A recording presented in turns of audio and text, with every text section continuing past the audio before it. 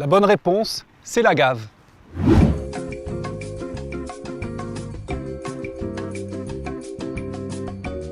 On croise beaucoup d'agaves en Corse. Vous les voyez au bord de route, dans les jardins.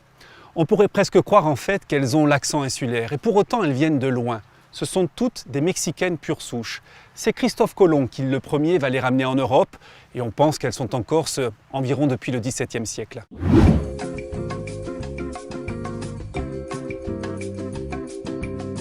Avec les fibres très fines de ces feuilles qu'on arrive à peler, un peu comme la peau d'une banane.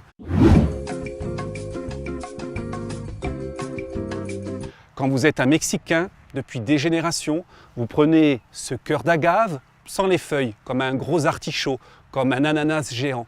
Vous les mettez à l'étuve, à distiller pendant plusieurs jours, et ça vous donne une boisson que vous connaissez peut-être et qui s'appelle la tequila.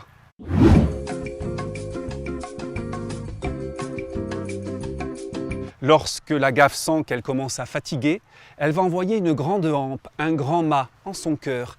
Et beaucoup de graines vont pouvoir s'en échapper, des milliers de petits qui vont avoir comme un mât, une rampe de lancement, à part que ça va totalement épuiser la plante et qu'elle va mourir juste après avoir donné la vie.